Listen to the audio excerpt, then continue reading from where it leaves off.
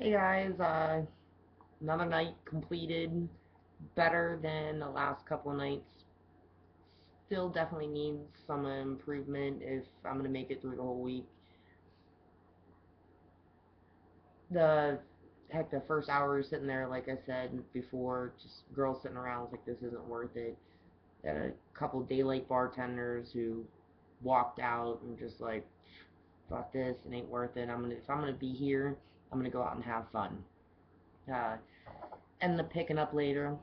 Uh, Again, it was Sabastian Bach and then Cinderella. Wow, they were washed up and sounded like shit. I honestly didn't even realize it was Sebastian Bach, like at first, like a couple of songs. It didn't sound like him. I had to look up and somebody started like chanting his name, and I'm like, wow. And fast forward to the end of the night, apparently he's the biggest douchebag in the entire world too. There was this group in the VIP section, and they have this meet and greet. I don't know how many people were involved in this group, but this one dude went and paid $700 to get these VIP seating, which is just picnic tables in a cornered off area where you're not dealing with the public and you have a separate bartender. You're still paying for your drinks and beers just like everybody else. No deals, nothing. The extra thing was is that you got to go and be right next to the stage, and you're supposed to be able to hang out and meet the band, especially Sebastian Bach, afterwards. He refused to come anywhere near people or talk to him. He like peaced out. So these people went and bitched. I mean, the one dude is like, we rode our bikes from Alaska. He went and said it's 1,400 miles, so it's the same as if we rode from Pittsburgh. But you come down here to go and see him ride that far because you've seen him how many times and you loved his music, and you find out he's a big fucking cocksucker. He doesn't have a voice anymore. Sounds like shit. Whoop-de-doo, he did like the hair twirl thing and pumping his fist and yelling, getting the crowd going.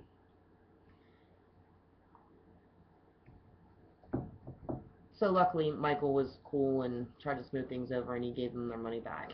Gave him back $700 and let him drink for free the rest of the night. So dude was all happy. He was loving us.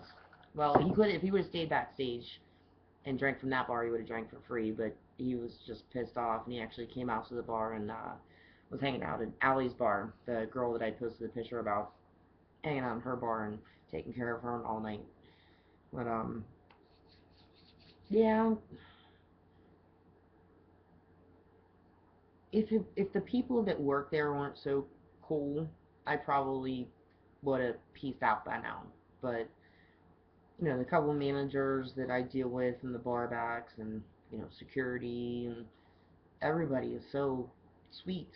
It's just there's not enough people to make it worthwhile. It's like Southside used to be, where there's just like the couple bars and everybody would chill and hang out, and it was great. Like back in the day, there was more than enough for everybody to go around. You made a good living. You can go to school, pay your bills. Now it's so cutthroat. It's like you have to have like another job if you're gonna bartend because you can't do anything. So,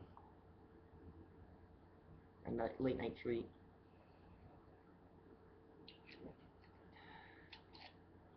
I don't know. The more we sit there and talk with the bartenders, a couple, there's a group of us that have actually bartended for years and know what it's like, and we know that this is turning to a complete joke and a waste of our time. I really like tomorrow. I don't expect too much. It's Tanya Tucker. I mean, I'm hoping it'll be a good crowd, bunch of good old boys. So the Daisy Dukes and the boots and the cowboy hat. You never know. Oh, thank you. This was so awesome. This has to show up on the TV show. I can't believe I forgot about this. Thanks, honey.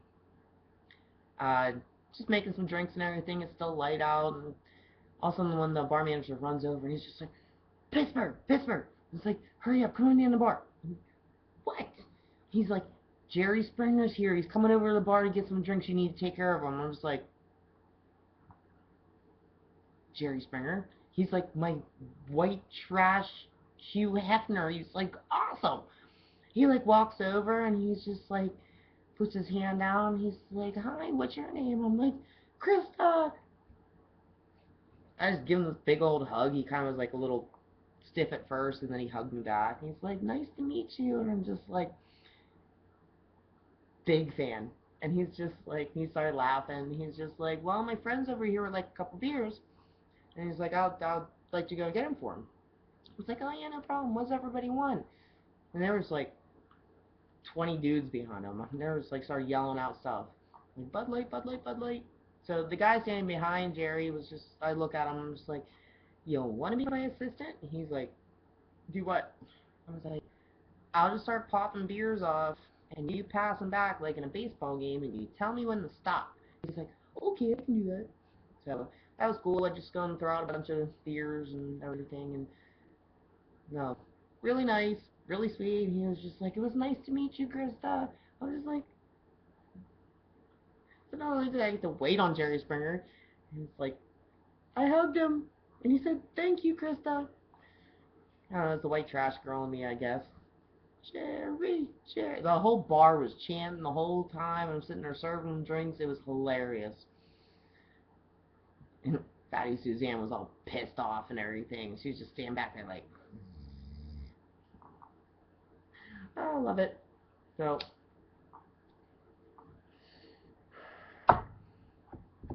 yeah, and it took forever to go and cash out at the end of the night. Like normal, but I guess I'm not getting too pissed off because I'm seeing the girls getting more and more tired. The girls who work the doubles always cash out first, and then you have they call it the last 10 are the ones that get to go and cash out. The last 10 girls are there at the end of the night, usually would be, yeah, they're probably cashing out right about now and getting walked to their cars. Those girls get first. I honestly, when I got in the office, I think I was like 6 on the list, and I was like, I might be able to go and grab a shot or two before I leave. This is great. Nope. All the doubles girls start coming in. I'm like, shit, I need to move a little bit faster. But I don't know, they're just... Brian had a really good idea. The couple girls that keep like venting, we're talking about like the seasoned veteran bartenders that know that this isn't, money worth working your ass off. It's not even working your ass off. It's just a long time getting ready, driving, waiting, getting out there. At the end of the night, sitting there waiting, waiting, waiting. It's like I'm wasting 12 hours of my day for really like 5 hours of work. Brian had a good idea. He's just like, look, he's like, how about everybody just make it through Thursday night Jackal night? Because that'll probably be the last good night. Everybody just say fuck it Friday and Saturday. Get a couple of us, since obviously he doesn't really like to drink, take the Jeep, go down to downtown Sturgis and have all the bitches out there drinking and partying, and he can just be our own personal security guard. That's about where it's supposed to be. It's going to be soon. But Brian was really nice today, and he didn't go and bitch at me or throw it in my face or bring it up or anything. He brought up the, if you decide to go and quit and say fuck it, then we're picking a fight with me or anything. So Annie made me feel a lot better when I came home. I'm a lucky woman. I got a 2-for-1 tonight. Oops, maybe I shouldn't have shared that. And anywho, it's 5:30 here. I'm gonna go and take another swig or two out of my happy little friend, and hopefully tomorrow have a better experience with lunch, because that's the only quality time I get to go and spend with Brian. We went in Mom's Diner. in lead, don't even bother. Oh my goodness. I think it took 30 minutes to go and get eggs and hash browns, and they forgot my sausage. And what, it took about an hour for Brian to go and get his fried chicken. Dude came out and was just like, "Oh, what's wrong?" I'm like, "We haven't got our food." Well, we got some of it, not all of it. As the girl's coming out with the food in a to-go container, what kind of size did you have? What are fucking notepads for? This is like a reoccurring theme this week. Dumb people in the service industry. Yes, everybody thinks that anybody can do it, but no. Yeah. Alright.